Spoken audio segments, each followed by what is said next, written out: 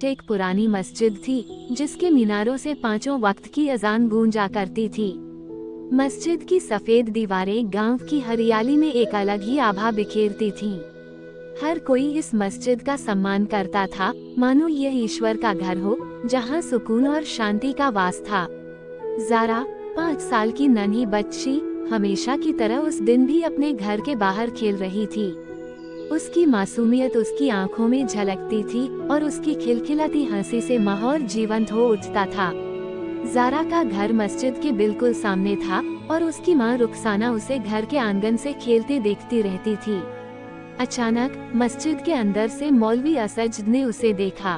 उसकी नजरों में कुछ अजीब सा था जो ज़ारा की मासूमियत को भांपने के लिए पर्याप्त नहीं था। वो अक्सर मस्जिद में बच्चों को कुरान की आयतें सिखाता था और गांव वाले उसे एक धार्मिक और सम्मानित व्यक्ति के रूप में देखते थे। लेकिन उस दिन उसके मन में कुछ और ही था, कुछ ऐसा जिसने इंसानियत की हर सीमा को पार कर दिया। असद ने ज़ारा को अपने पास बुलाया। आओ बेटिया, तुम्हें कुछ दिखाऊं, उसने कहा। उसकी आवाज में मिठास थी मगर इरादों में जहर। ज़ारा उसकी बातों में आ गई। मौलवी ने उसका नन्हा हाथ थामा और उसे मस्जिद के अंदर ले गया। मस्जिद के अंदर का वातावरण सर्द था। दीवारों पर कुरान की आयतें उकेरी गई थीं, जो एक पवित्रता का एहसास दिलाती थीं। मगर उस दिन वही पवित्रता अपवित्र हो रही थी। ज़ारा के मासूम कदम धीरे धीरे उस ओर बढ़ रहे थे जहां उसकी मासूमियत और भरोसा दोनों को खून के आंसुओं में तब्दील होना था। अचानक मस्जिद के दरवाजे बंद हो गए। ज़ारा को कुछ अजीब लगा, लेकिन मौलवी की मुस्कान ने उसके सारे शक दूर कर दिए। मगर वह नहीं जानती थी कि अगले कुछ पलों में उसकी हंसी की जगह चीखें ले लेंगी। मौलवी ने धीरे धीरे अपने इरादों का पर्दा हटाया। उसने ज़ारा को अपने नापाक हाथों से जकड़ लिया। ज़ारा दर्द से तड़प उठी, उसकी मासूम आंखें भय से फैल गईं। उसकी चीखें मस्जिद की दीवारों से टकराकर गूंजने लगी, लेकिन उन चीखों को सुनने वाला वहां कोई नहीं था। वो दर्द से चिल्लाई, मगर उसकी आवाज मौलवी की हवस के आगे बेबस थी।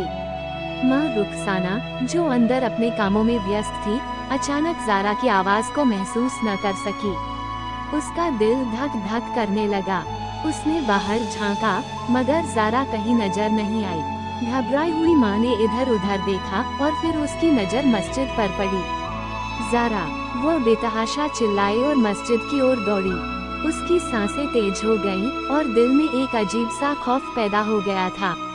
जैसे ही वह मस्जिद के अंदर पहुंची, उसके पांव ठिठक गए। वहां जो दृश्य उसने देखा, उससे उसका दिल दहल गया। उसकी नन्ही सी ज़ारा, जो अभी कुछ देर पहले अपनी गुड़िया के साथ खेल रही थी, अब दर्द और खौफ से कांप रही थी। उसके कपड़े अस्त व्यस्त थे और उसकी आंखों में वो चमक अब कहीं खो गई थी। मौलवी असद, जो अभी भी वहां था, रुखसाना को देखते ही भाग खड़ा हुआ। रुखसाना ने अपनी बच्ची को गले से लगा लिया। उसकी आंखों से आंसू बहने लगे। उसकी रूह तक कांप उठी।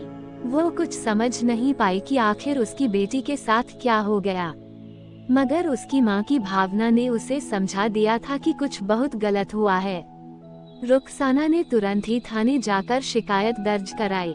पुलिस ने मौलवी असद को गिरफ्तार कर लिया, लेकिन उस दिन से रुखसाना और ज़ारा के जीवन में जो जख्म बना, वो कभी नहीं भर पाया। गांव में हर तरफ इस घटना की चर्चा होने लगी। मस्जिद, जो पहले सुकून और शांति का प्रतीक थी, अब दर्द और शर्म का कारण बन गई थी। हर कोई एक ही सवाल पूछता, क्या अब भी कोई जगह सुरक्षित बची है? क्या धार्मिक स्थलों पर भी मासूम बच्चियां सुरक्षित नहीं? ये कहानी हमें ये सोचने पर मजबूर करती है कि एक मासूम बच्ची का जीवन, जो हंसी और खुशी से भरा हुआ था, कैसे कुछ पलों में एक भयावह अनुभव में बदल गया। ऐसे अपराधों को सख्त से सख्त सजा मिलनी चाहिए, ताकि किसी भी मासूम को इस तरह की यातना न सहनी पड़े। ये घटना समाज के लिए एक कड़ी चेतावनी है कि हमें अपनी बच्चियों की सुरक्षा के लिए और सतर्क रहना होगा।